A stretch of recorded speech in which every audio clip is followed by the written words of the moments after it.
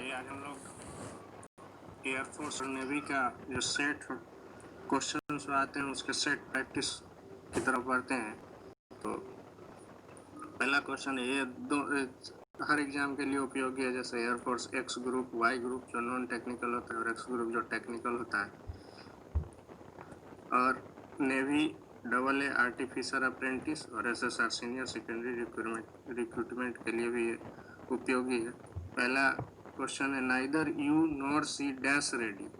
कह रहा है कि ना ही तुम और ना ही वह, दोनों में से कोई रेडी नहीं हुआ। तो ये सिंटेक्स का क्वेश्चन है, तो इसका रूल होता है कि नाइदर नॉर से अगर कोई भी दो सब्जेक्ट जोड़ा जाता है तो जो सब्जेक्ट होता है, जो वर्ब होता है, वो नज़दीक वाले सब्जेक्ट के अनुसार होता है। तो neither you nor she, nor she जो वर्ब जो आएगा सी सब्जेक्ट के अनुसार, ये आपका फर्स्ट सब्जेक्ट हुआ, ये आपका सेकंड सब्जेक्ट हुआ। लेकिन जो वर्ब जो आएगा नज़दीक वाले सब्जेक्ट के अनुसार आएगा। तो नाइदर यू नॉर सी, और ऑप्शन दे रहा है इज और आर, दोनों में से कौन चूज करना है। तो neither you nor she is ready, नज़दीक वाले का। Next question, either the father or the son dash guilty. तो इसमें फर्स्ट सब्जेक्ट हुआ आपका आइदर और के साथ फर्स्ट सब्जेक्ट आपका फादर हुआ, सेकंड सब्जेक्ट द सन, मतलब एक सन नहीं है, कई सन है।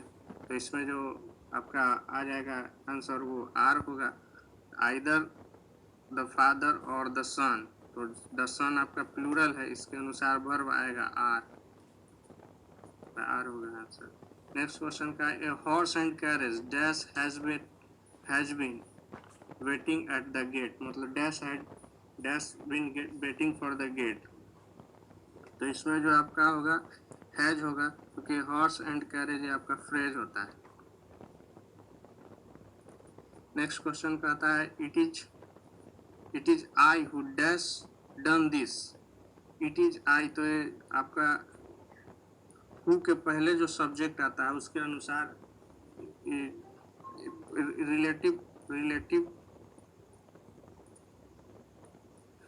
रिलेटिव प्रोनाउन का एक कॉन्सेप्ट है जिसके अनुसार होता है, जो हु के पहले जो सब्जेक्ट आएगा उसके अनुसार वर्ब का प्रयोग होता है। It is I dash done this, तो इसमें आई के लिए जो सब्जेक्ट वर्ब जो प्रयोग होगा वो होगा हैव, तो आपका हैव सही होगा। Next question, I am one of those person who dash not teach well. तो इसमें ये भी रिलेटिव प्रोनाउन का, इसके पहले जो सब्जेक्ट आया उसके अनुसार वर्ब का प्रयोग होगा। तो दोज पर्सन्स है, मतलब ये प्लूरल है, तो इसके साथ डू का प्रयोग होगा।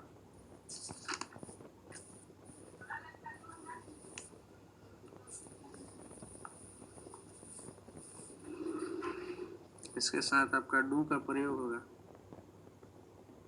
अब है 6 number question, there is a boy and girl in the park.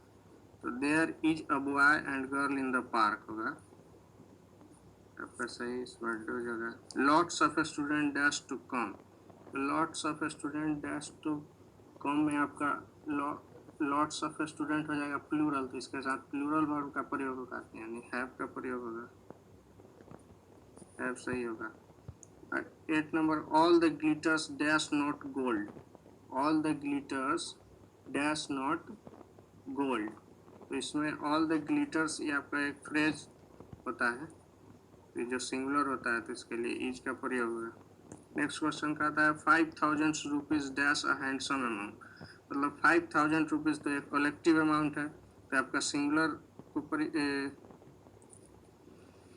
5000 rupees dash a handsome amount, तो ये जो आपका है सिंगुलर को रिप्रेजेंट कर रहा है, इसके लिए सिंगुलर वर्ब का प्रयोग होगा। तो इसमें इज और आर कह रहा है, तो इसमें इज का प्रयोग हो जाएगा।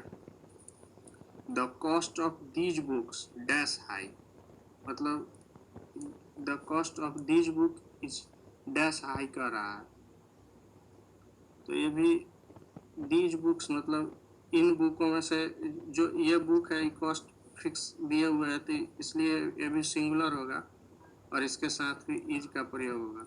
अगला question, the number of student is very high. The number of student dash very high, इसमें वाज और वर के अनुसार प्रयोग करना है, तो the number of X fixed amount को दर्शाता है, इसलिए इसमें वाज का प्रयोग होगा। The number of students was. Next कह रहा है time and tides dash for none.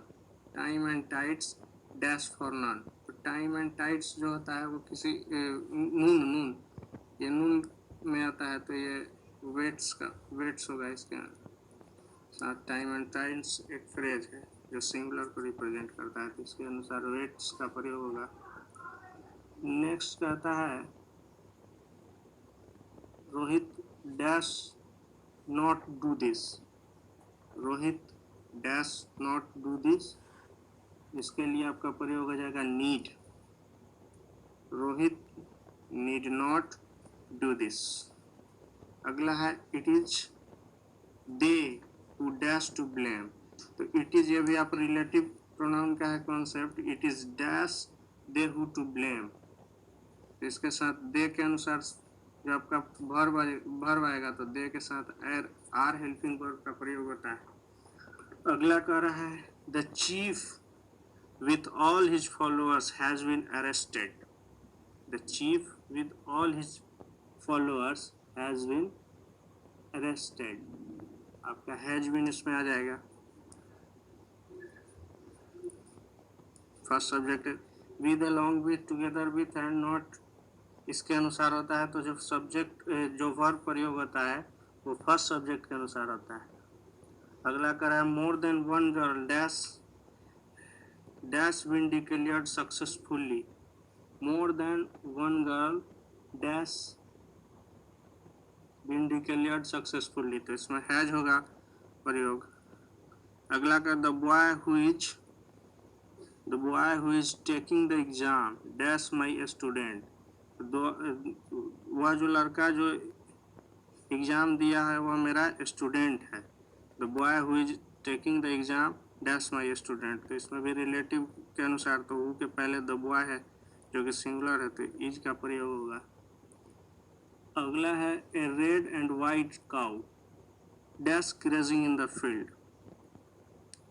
A red and a white cow जो है ये दो चीज़ों को रिप्रेजेंट कर रहा है। अगर रहता है a red and white cow तो एक ही गाय है जिसका कलर रेड और वाइट दोनों है, लेकिन इसमें कह रहा है red and a white cow, मतलब एक जो लाल गाय है एक और उजली गाय है, तो दोनों अलग अलग है और एंड से इसका एंड कंजंक्शन से इसको दोनों सब्जेक्ट को जोड़ा जा रहा है, तो इसके लिए प्लूरल सब्जेक्ट का प्लूरल वर्ब का प्रयोग होता है। एक red and a white cow are grazing in the field. He rather than his friends dash guilty. He rather than his friends dash guilty. इसके साथ is का प्रयोग आ जाएगा। अगला कर Virendra Sehwag is one of the players who been selected for the World Cup 2003. तो Virender Sehwag is the one of the players. Players आपका the players आपका प्लूरल है और who इसमें भी प्रयोग हो जाए रिलेटिव प्रोनाउन वाला कॉन्सेप्ट आएगा, तो इसमें द प्लेयर के लिए प्लूरल का प्रयोग होगा, तो इसमें हैव का प्रयोग हो जाएगा। Virender Sehwag is one of the players who has been selected for the world cup 2013। Virender Sehwag is one of the players who has been selected for the World Cup.